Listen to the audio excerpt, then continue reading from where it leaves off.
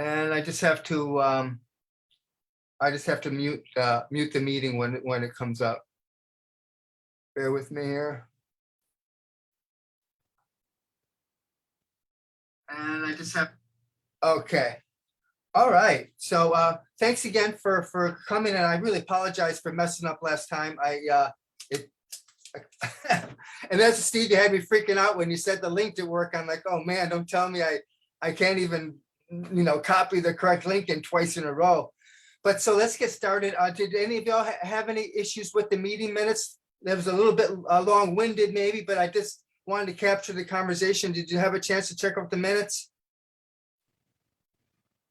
Steve, you're muted now. Yeah, I'm fine with just approving the minutes. It's not a big deal to me. I appreciate everything you're doing with that. So, Deborah, you good? Yeah, I'm good too. Okay, great. So the second item is that since the CCC didn't meet last week, whatever that was, we have to adjust that. We put some hard-coded dates in our specifications for the community survey, and I suggested some language that just gives us a little bit more flexibility there. And I'm gonna share my screen because I'll be wanting to show you a bunch of okay, I got I'll be right with. I'm sharing my screen. I just had to update something here. 1 second. And let's try it again.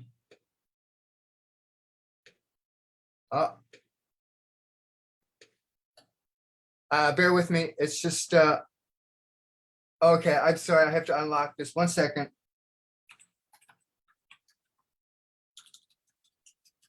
Bear with me.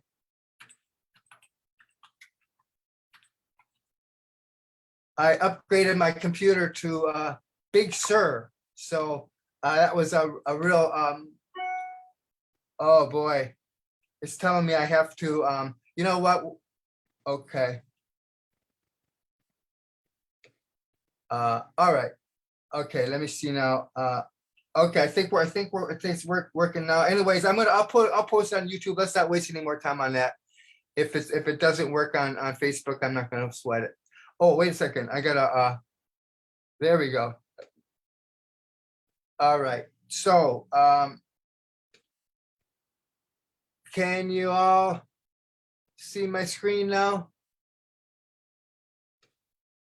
Is that affirmative? Okay. All right. So in the specifications, this is the language I sent you in an email. The new section is: the consultant shall complete the execution of the survey within 4 months of acceptance of their RFP. And then we're deleting execution of the survey should be completed by January 31st. And then I added at which time a preliminary report will be submitted to the Survey and Research Committee, and a final report I added will be submitted to the Survey and Research Committee, added 1 month later, and deleting by February 28th. Does that make sense? You good, Steve? yeah, so I saw your email related to some of the changes, and I think it makes sense. Even if we were even more generic about it, just because of the complications, not just within the CCC, but also externally within the police department, common council, things like that. I'm even fine being even less date oriented, but I am happy with the change you made and at least keeping a date intact, as an idea. But I'm open minded. I'm fine with it, so I appreciate all your work.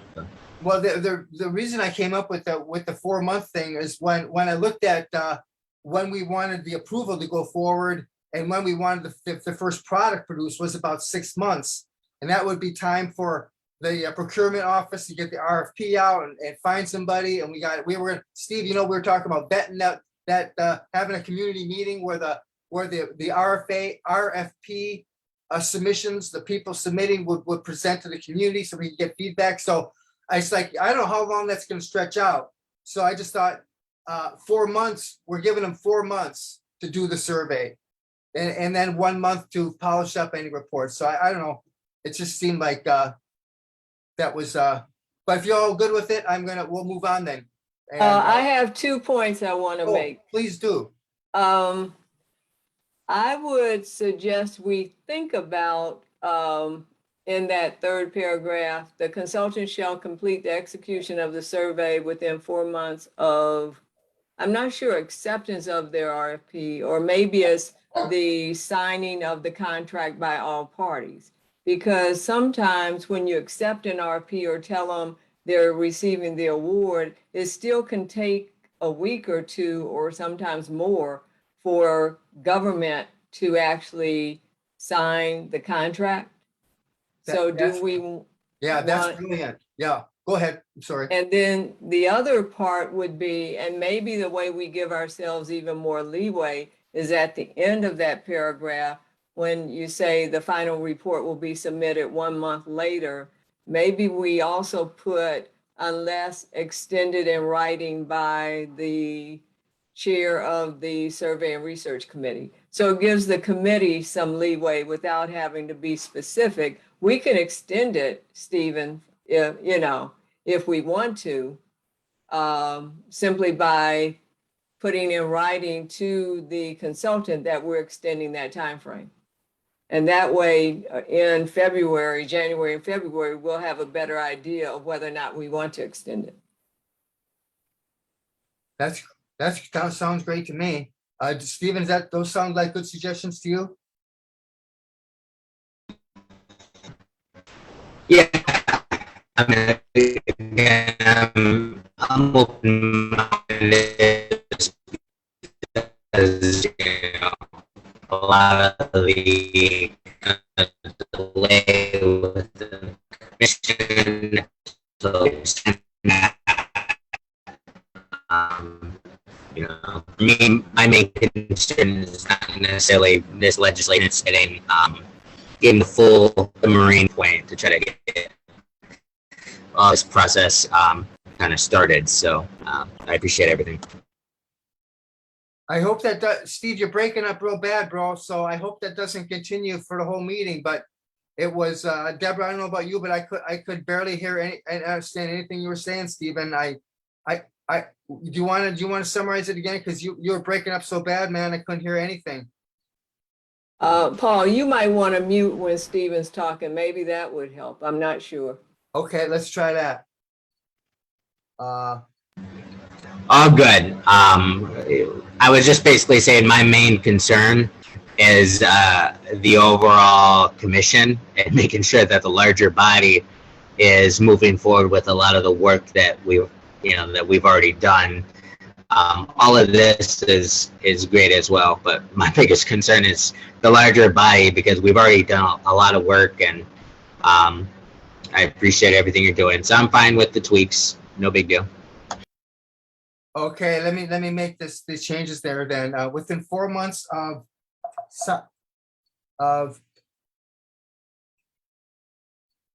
signing the agreement, should we say, Deborah? Oh, wait, the consultant shall complete the execution of the survey within 4 months of signing the agreement. You got a lot of experience in the procurement area. How should we say that? Within 4 months of signing the agreement, the contract. You're muted, Deborah. And I'm just talking away. I would just suggest you check with purchasing, and they would tell you what's appropriate for the city, whether they use agreement or contract in this kind of situation. Okay. But you can put in agreement and then just double check with them. Okay, good enough. Okay, just put agreement / contract. Sure. And I think we'll cover all the bases. Okay.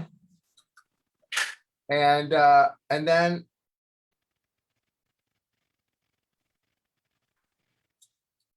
at which time a preliminary report will be submitted to the Survey and Research Committee, and a final report will be submitted to the Survey and Research Committee 1 month later, with the possibility of extensions negotiated by the chair of the committee. something like that. What, I'm sorry, Deborah, I didn't capture exactly what you wanted to say. What were you gonna write? With extensions? With extensions negotiated by the chair of the committee or the chair of the CC. And confirmed in writing. Okay. Okay, will be submitted to the Survey and Research Committee with 1 month later with the possible, no, I'm gonna say with extensions negotiated by, Right. okay.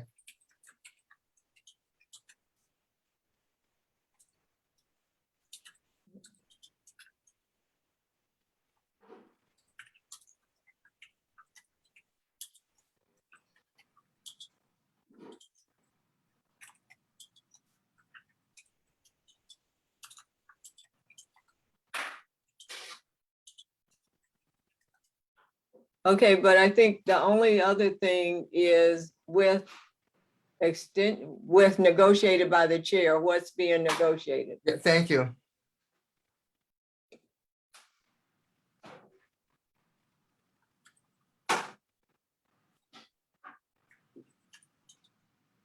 Yeah.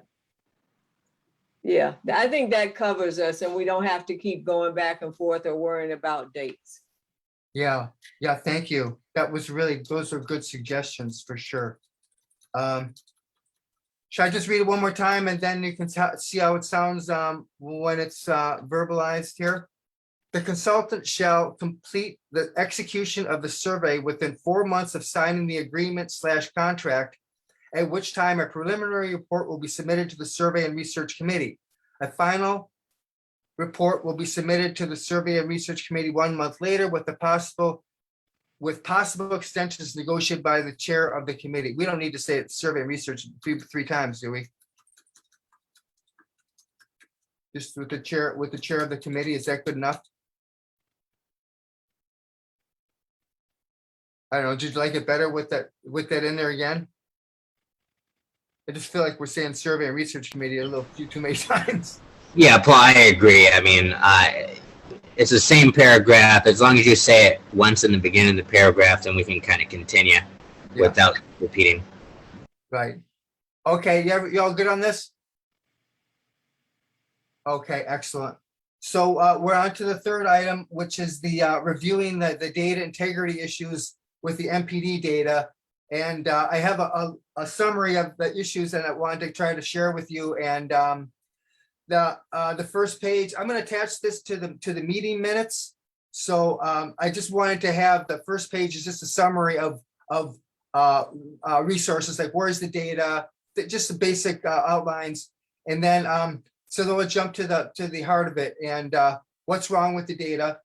And the Crime and Research, the Crime and Justice Institute, explained in their 2019 analysis last September, almost a year ago, that the police have to manually enter the CAD number when they're when they're filling out a traffic stop form or a field interview form. And then she says, they say matching CAD information to tracks and RMS information is essential in order to gain a complete understanding of the data elements presented or missing from documentation of each encounter. And then they also say, they give a concrete example of what the implications would be. For example, if an officer makes a traffic stop and decides to issue a citation for speeding, documentation for the traffic stop would be presented in CAD files, the computer-aided dispatch system, and there would be a row in the tracks header file for the contact summary for the person involved in the traffic stop, and another row for the speeding citation. Additional rows may be present for warnings. And so you get the idea that for each whether it's a non-traffic citation or a traffic citation, there's going to be the citation itself, and there's going to be the contact summary record. And the contact, and then so I'll break it down in a second, but it's important to realize that it's not just the matching the tracks record, the traffic stop, back to the computer-aided dispatch system. We also have to be able to match to the other forms, including field interviews, by the way. So I have a link to this this dashboard, and let me know if this maybe I should, can you see it okay? Do you want me to, okay, because what I'm trying to show here is I just joined, this is the all the different kinds of records. I just tried to find compare the document police number, which is what they call the CAD number, to the CAD call number. And so, for example, in the first quarter of 2019, there were 3,836 electronic traffic citations that could not be matched back to CAD. Then that fell down in the second quarter, stayed pretty constant, went up a bit. And ever since the fourth quarter, since the CGI report came out or whatever, or the training has been fully implemented with MPD, there's been a steady decline in the number of mismatches. So they're making much improvement here, and I'm hopeful for that. But that doesn't fix the data that they didn't put the right number in for. Okay, and then here these are non-traffic citations, and there's a huge spike in the number of non-traffic citations, and we're gonna talk about that later. That's a completely separate issue. There's normally like between 300 approximately or so, and for some reason for these two quarters they have like an extra 2,000 records in both quarter.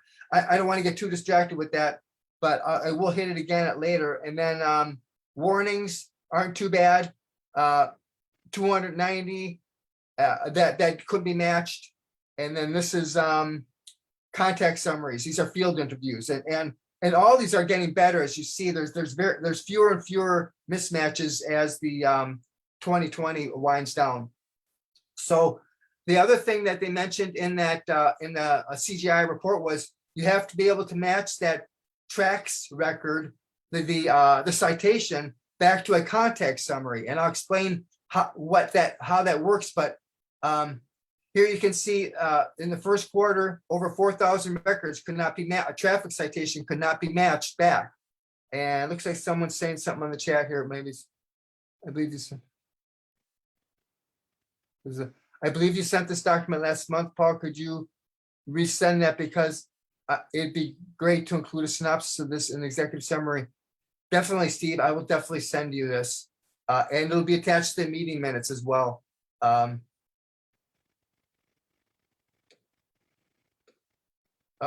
I'll put that over here then. Okay. Anyways, what I'm trying to show here is that not only are we having trouble matching back to the computer-aided dispatch system, we can't match a traffic citation back to the contact summary. And so that's what this graph is about. So let's break it down a little more concretely.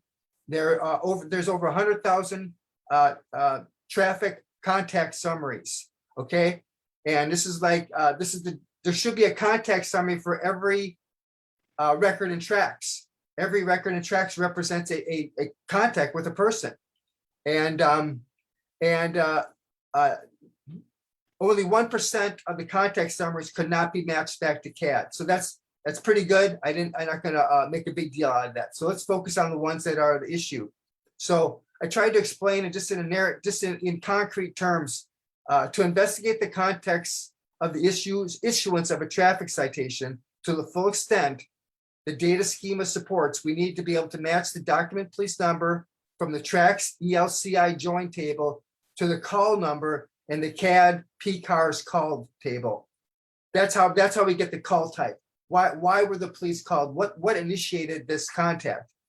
And then we need to match the document police number from the traffic citation to the contact summary record, and that gives us the reason for the stop, the summary reason, the summary outcome, the agency space, which has the probable cause. So if we can't go from a traffic citation to the contact summary, we pretty much don't really know anything about what happened there.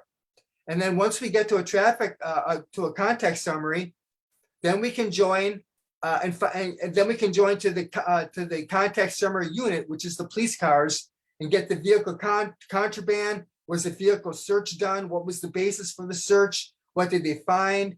And then we can go to the individual who they contacted and get what did they find any individual contraband? What was the individual search basis? Was there use of force? The whole context of the traffic ticket, the citation, is lost unless we can get over to the contact summary. Excuse me. Unless we can get over to the contact summary and then we can find the whole thing. Why did they stop them? Did they search the vehicle? Did they search the person? Did they use force? What was the probable cause? So it's really important that we have all this data. And I'll pause for a second there. I was kind of rambling on. Do either of you have any questions about that? About the importance of matching between these context summary forms?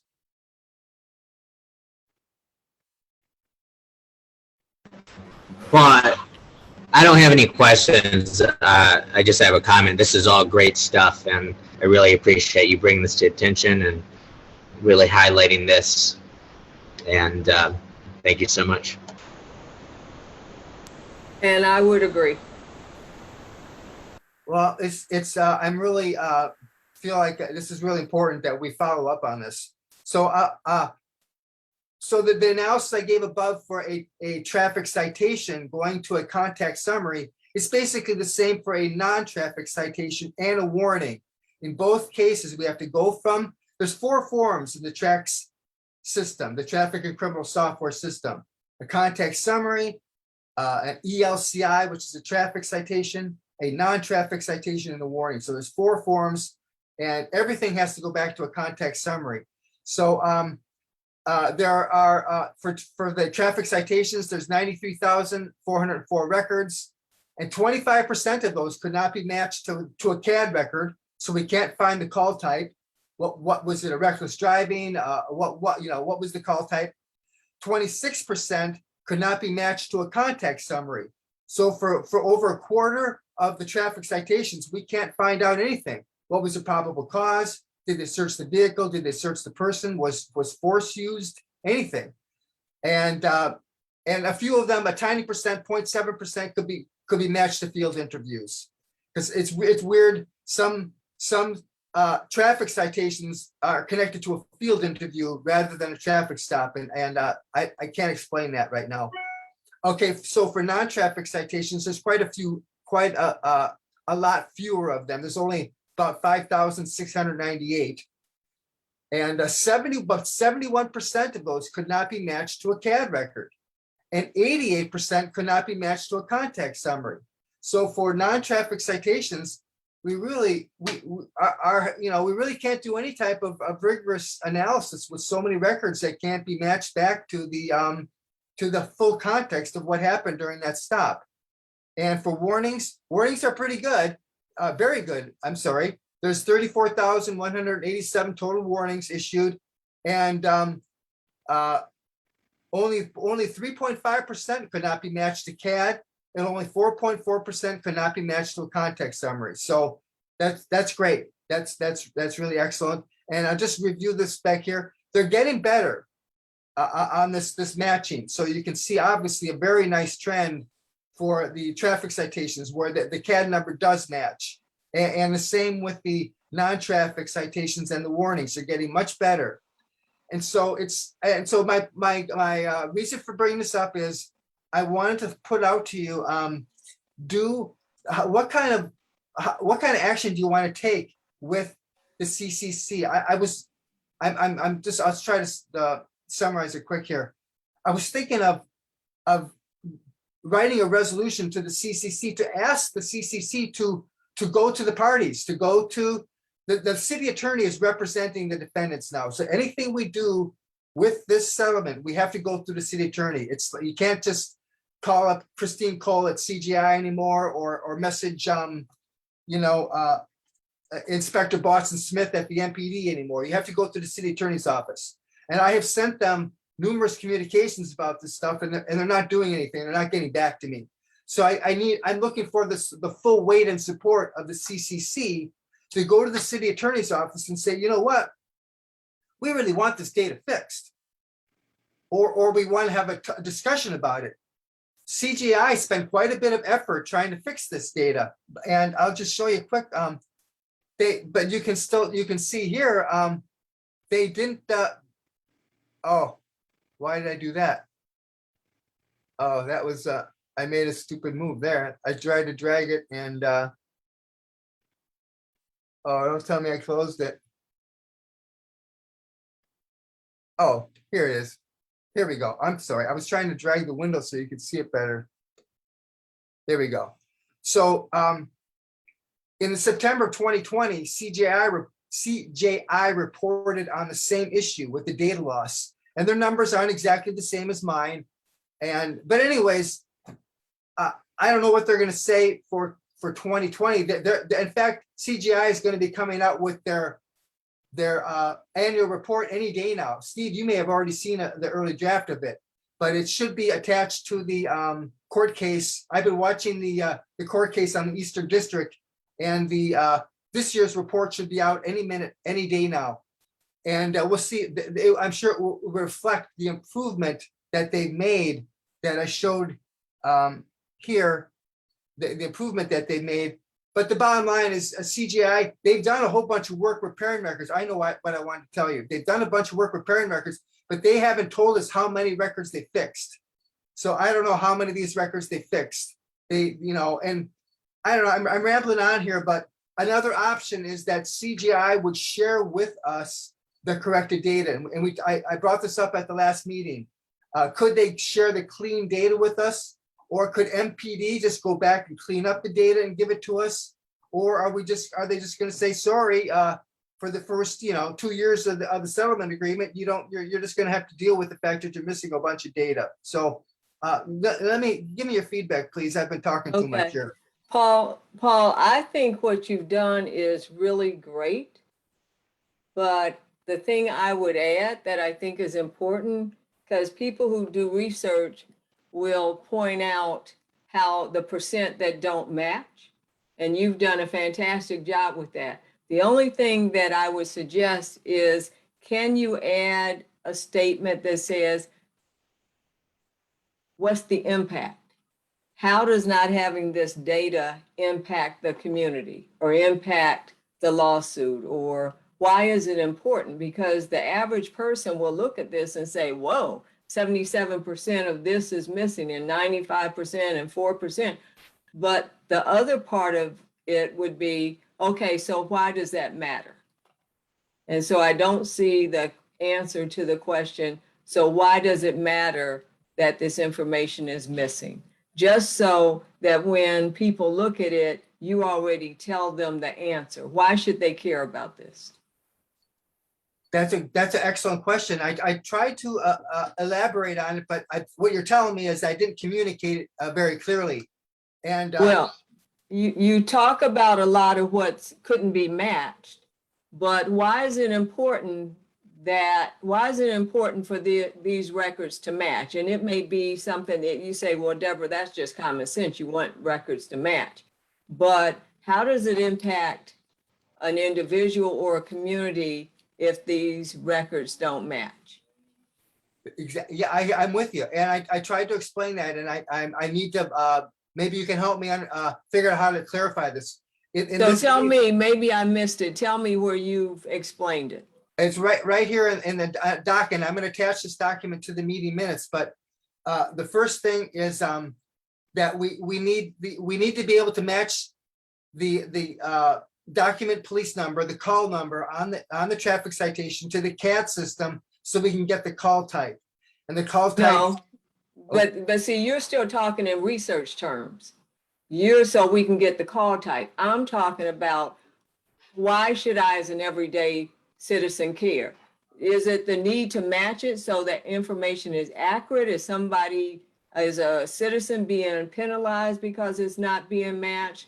Or is the police able to give information that's not accurate, that the community, why should not that you need to match this to that so you can get this other thing, this other piece of data? But from a community standpoint, why should they care that the records don't match? Oh, okay. Well, because you can't, without being able to match the records, you can't see what the probable cause was. You can't see why they stopped them. You can't see why they searched them, what they found when they searched either the vehicle or their person. So you don't get the whole context of what happened during that stop. You don't understand. You can't find out if there was a use of force. So is it true? So excuse me, is it true then that community police relationships can continue to be strained because there's a perception of inadequate data. And so the public can't get the full picture of why things are happening, why police are taking the actions that they're taking. And so you continue to support, or it could be that it's continued support of the belief that police are acting inappropriately. Exactly. Something like that. Exactly. Go ahead, Steve. Yeah, so that would be one way to convey to the community the value of why the information you found is very vital and important. Another reason would be making sure that we have enough accurate and matching data so that we can have a clear picture of exactly what is going on the ground. And this is directly tied to a lot of our work in our committee, specifically in terms of the survey. That's why we have the survey going out, because there's this belief that there's a discrepancy in possibly whatever data is collected and the feelings on the ground with the average person. And we need to have data as accurate as possible and close to matching as possible so that we can actually have an accurate picture about what's going on. So. Right, and I'm not tied to the language that is used. What you just said, Stephen, and what Paul and I were discussing, yeah, that fits for me. I guess my bottom line is we just need that kind of language in whatever we present to the committee, the coalition, as well as the public. So, because a lot of people will look at the data and won't understand it and might dismiss it. But if you have the few sentences that we've just talked about there, then they do the aha, this is why this is important to me. Yeah, I agree with you both. And I just want to revisit quick what did CGI said.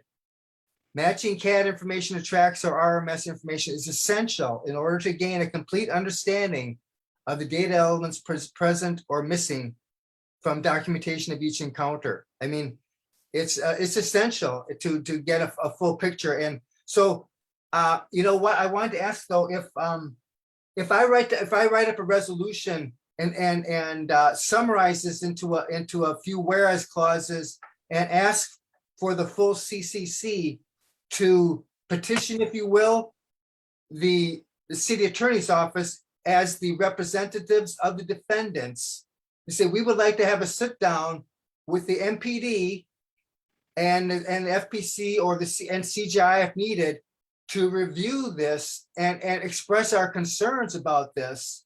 And if the full CCC presents that, then as a formal communication to the city attorney's office, then maybe they'll take us seriously, because I sent them some stuff in early June and they haven't gotten back to me. I've sent them maybe 5 or 6 emails related to this since June, and the city attorneys asked me to send them a summary of all the issues.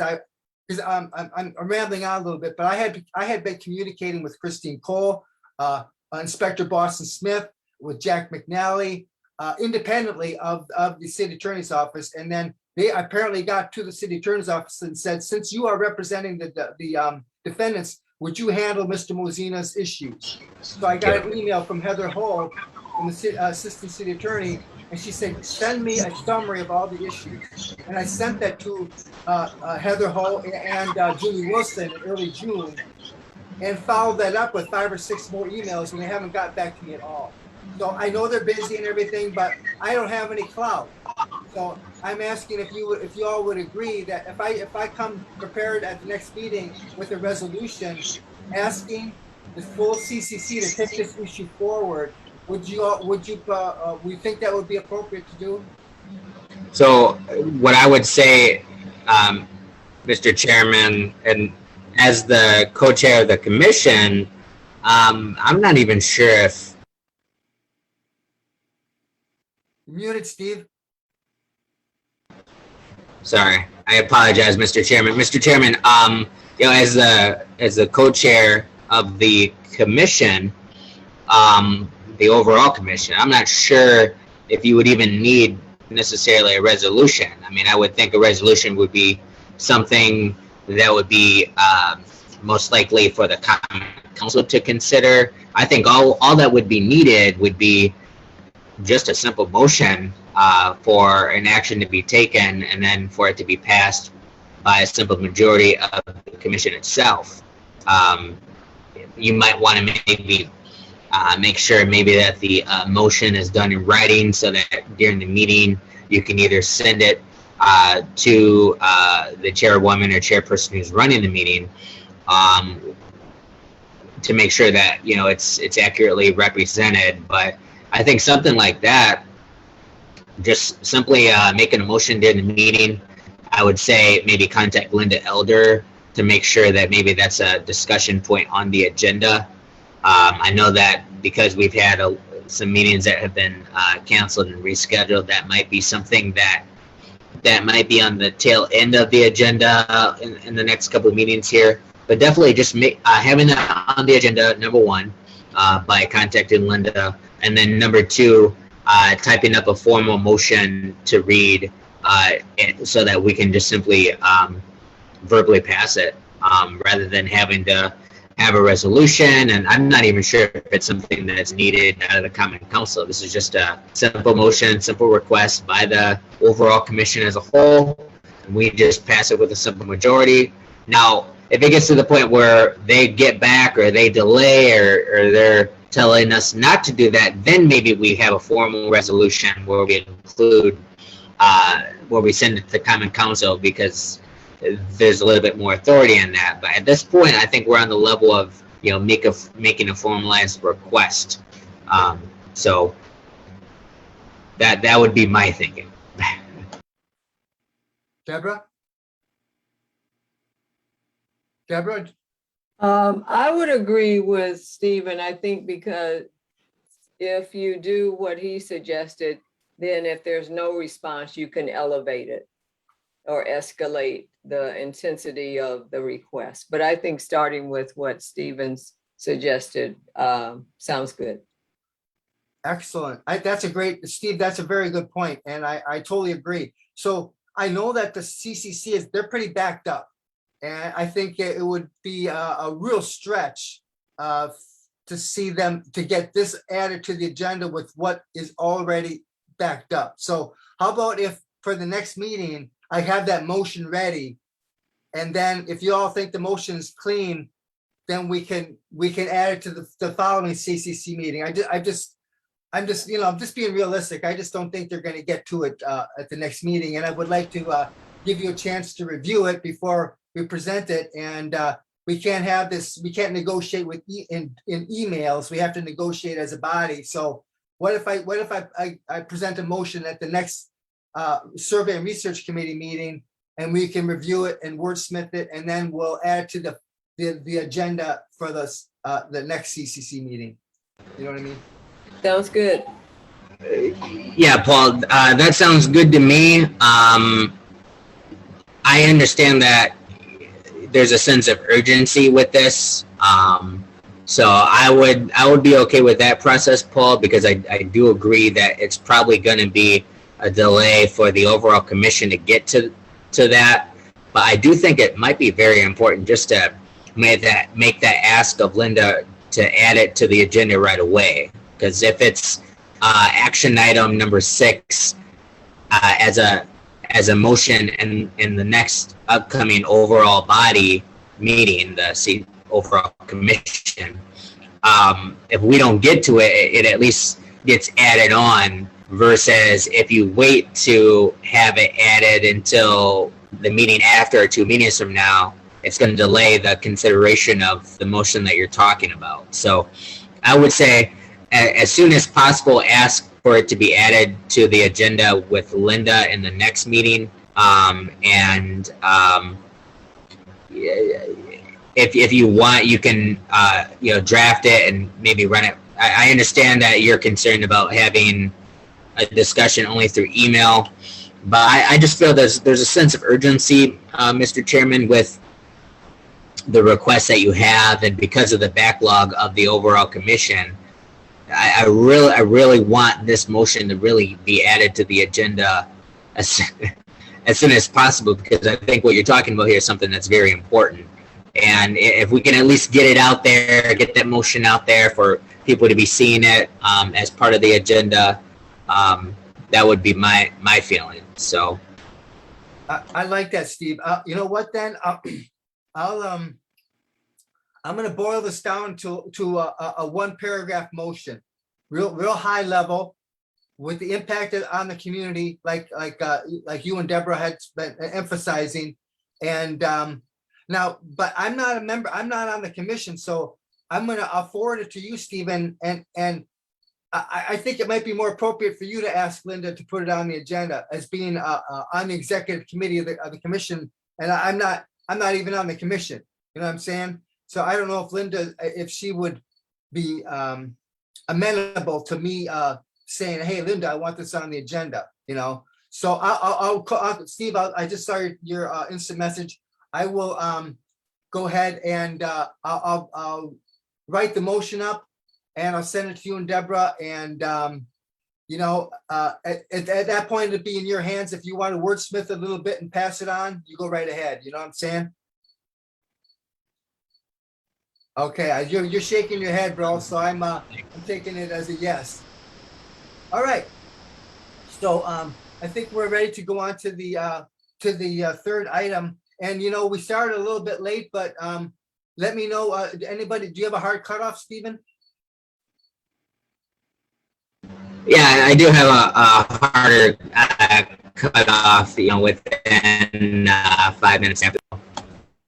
Okay. Well, let's talk. Well, we have a choice, and we could talk about item number 3, which is where do we want this research? I mean, item number 4, where do we want this research committee to focus? Or we can jump to item 5, which is what we want to see on the 6-month report that we're going to give to the full CCC.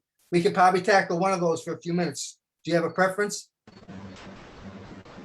Yeah, Mr. Chairman, maybe that last agenda item I wanted to bring up, just because I've been kind of making some notes on some additions about the executive summary. So let's hit that one. So we're gonna take a pass on number 4 right now, and we're going to. Looks like someone's trying to join the meeting. Let me get over to Zoom here. I'm seeing someone. I'm seeing a. Oh, I think people don't have to ask I don't have to let people join. So welcome to the new caller. I don't know who they are, but behave yourself. And okay, Deborah, while you stepped away, we only have like a little bit more than 5 minutes here. Stephen's got a hard break. He's got so we're going to skip item number 4, which is what should we research committee focus on. We're going to go to number 5. Discuss semi-annual report of the Survey Research Committee. Steve, well, you got the floor, man. What have you been thinking about, and what can you share with us now? So what I can share with you, Mr. Chairman, is I'm planning on continuing to type this CCC. I'm going to call it an executive summary report. I was originally thinking it would be only an executive summary report for the committee, but now that I'm kind of digging into it, and based on what I've been typing, I'm going to have it as an executive summary for the whole commission, and it's going to include the information about all the work of all the committees. I've started an outline which I can try to email to each of the members of the committee. The first one would be a discussion about a few paragraphs on the formation of the commission. You know, how do we go from being a committee to now, with kind of a history on that. The second part is going to be a primary discussion on the members. So who are the primary members of the commission? The third section is going to be a synopsis of the committees, kind of explaining what each of the committees are. The fourth section is going to be the accomplishments, and specifically this is going to be a generalized sense of what the accomplishments of the CCC have been in 2021 to date. So that would be, you know, things like completing the standard operating procedures, some of the work done in each of the committees, kind of the larger scale accomplishments of the CCC. The fifth section is going to be committee summaries and the progression of the committees. So basically, how were the committees formed? What are these committees about? Giving some general discussion about like what the accomplishments of the committees, such as the research and survey, outreach, the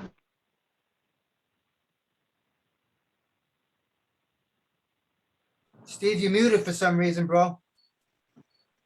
Steve, you muted for some reason, man.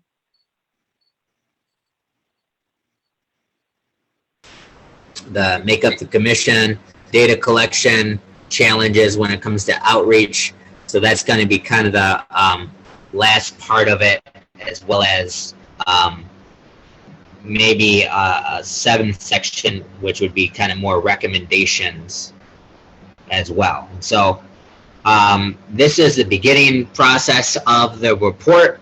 And what I'm going to do is I'm going to invite you guys to be added to, you know, say a Google Doc where you guys can make some additions to the report after I kind of get it up and going here. And, you know, send it to you, Paul, send it to you, Deborah, and then we can kind of start building on this, because I'm thinking that this is, if it's going to be an executive summary report, it's going to be kind of a more formalized and finalized report about a synopsis for the whole year. So I'm thinking this is something that we can really build on as something that we present to the overall CCC and maybe even the Common Council toward the end of the year as part of our research. A quick question. It sounds great. Sounds great. Thank you for attempting to do or starting to do all this work. Quick question. Have you considered, and maybe I missed it, but have you considered a section that just talks about looking forward? What are the anticipated projects or issues that you think will be taken up in the next 6 months or something? So absolutely. I just I kind of randomly mentioned it, I guess, but the that'll be the last section of the report. It'll be recommendations. I haven't titled it yet, but recommendations or something, future vision. And the reason why I want to send it to you guys is because the brilliant members of this committee can include some of their ideas and provide some recommendations, maybe make some edits in the Google Doc. But it's in the very early process of things, because the biggest difficulty with this is the early history of kind of some of the dates, like when certain pieces of legislation were passed. So a little bit of research on that. But once we get past that, it'll be a lot smoother. The last thing I would say, Mr. Chairman, would be if we could have the opportunity of maybe the caller to introduce themselves, and we welcome you. I know that they're coming to the last maybe minute of the committee here, but it'd be great if they had the opportunity to introduce themselves. Oh, hello? Go ahead. Hello, we can hear you. Go ahead. Are you on the right meeting? Okay. All Yeah, right. caller, if you're listening, we heard you say hello. Well, welcome. If you could introduce yourself.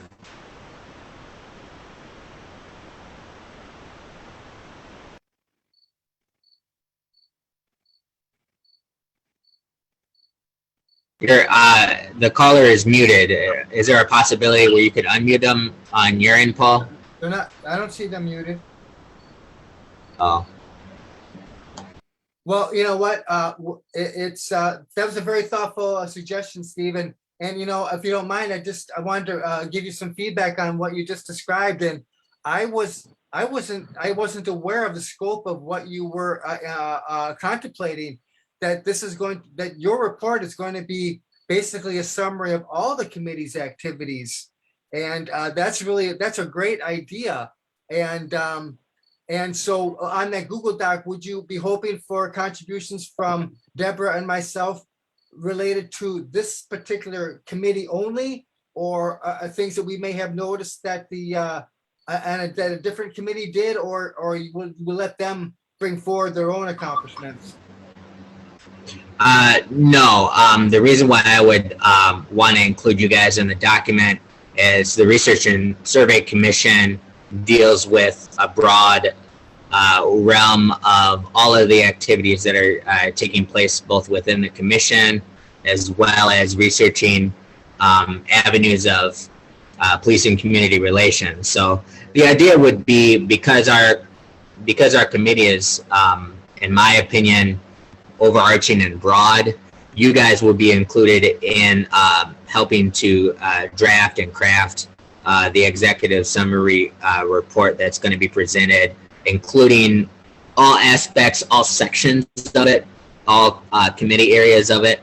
I think that you guys have a lot of great knowledge and a wealth of ideas to contribute. So I'd be excited to have you guys help out with this, because I think it's going to be something that's going to be definitely an impressive report, and I think it might be something that we can, all three of us, maybe could present to the Common Council after, if at some point toward December, if it's completed and SDCC allows, maybe we could all present it to the Common Council of some sort. Sounds good. Stephen, if you hear need. me? Yes. Yes, we can hear you. Now can you hear me? Yes, we can. Hi. I would like you guys to write down my email. I believe that I'm connected in a whole lot of vendors and committees all over Milwaukee. And it was about 2 weeks ago at the Community Economics Development meeting, Steve Mayhem was talking about a welcome center, kind of like a one-stop shop, and they were looking for a host. And I thought I'd fit that perfectly. I was the one that actually came up with the live block for the Bucks, but I decided it wasn't right, and I wanted to put the live block concept in all neighborhoods. And what it is really what you guys are talking about, getting every community, boys and girls clubs, and running rebels. But everything, the arts community. I kind of pictured a tutor, like a barter system of skills and talents. And I actually have been working and collaborating on this for, I would say, since 2014. I'm very big, known in Milwaukee, but I think I'm the best kept secret. And I'm ready to come out and do. I'm out for perfection. And everybody says, Amy, it's about time. I kind of have everybody at the starting line waiting for me to put the flag down and we get started. I would like to meet with you guys. I talked to all the aldermen know me. The mayor knows me. I was involved with, the Historic Society and Third Ward and all sorts of things around Walker's Point and River West. All over the place. So if you guys could write down my email, and I would like to share with you guys, kind of maybe on a private note, what I've worked on. I think you guys would be really amazed. Sure. And FYI, I have 4 MPD police cousins, the same name as me, Dummann. And they've been on the force for many years, so I'm very connected with them. I know about the original standard operating procedures with Flynn and everything, but let's get together. How about that? That sounds good. Could you give us your name, spell it, and then give us your email? Thanks. It is Amy, A-M-Y, Dummann, D-U-M-M-A-N-N. And I'm using a new email, ALIVE blocks BLOXMKE at yahoo.com. So liveblocksmke at yahoo.com.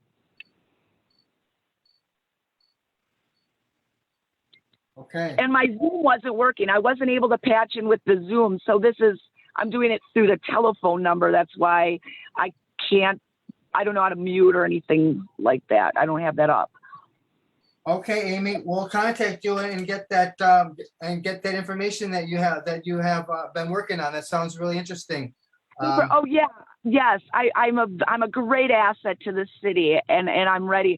I'm hitting almost 50, so I'm really ready to do this. I put so much work into this city, and I know so much. The wealth of information I have, you'll be amazed. Okay, that sounds great. Now we are. Thank you for pitching in, Stephen. Super. Stephen, You guys have a great night. Thank you, Stephen. I just wanted to clarify that the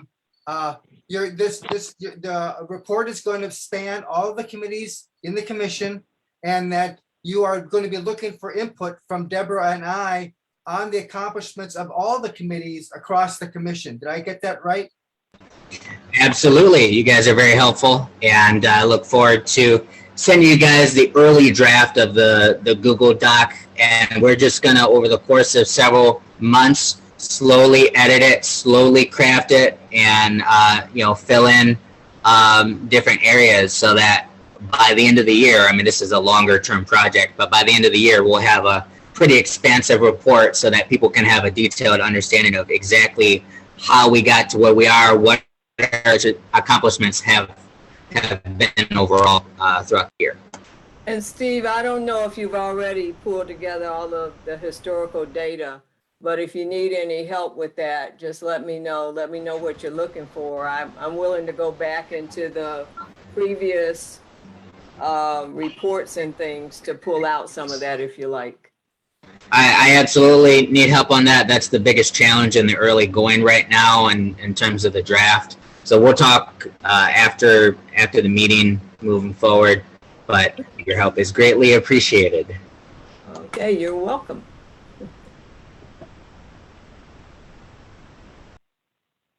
So I think we're going to wrap it up now, and I thank you both for coming. It was a very productive meeting, and are you okay with 2 weeks from today? Is that too? Are we meeting too much? Or are you okay with 2 weeks from today, keeping it going? I think our greatest concern is not meeting enough in a whole host of avenue of ways. I'm okay meeting as long as it becomes kind of more of a pattern, same time or whatever. I can just kind of continue that schedule. Fine. Deborah, are you Sounds good? Yep, Okay, that's fine. I'll schedule it for next 2 weeks from today, and I think we're good to go. So thank you both for coming, and we'll see you in 2 weeks. Okay, take care. You Take as care, well. Amy. Thanks for Bye. joining. Thanks, You, guys. Amy. Yeah, Bye. take care. All right. You too.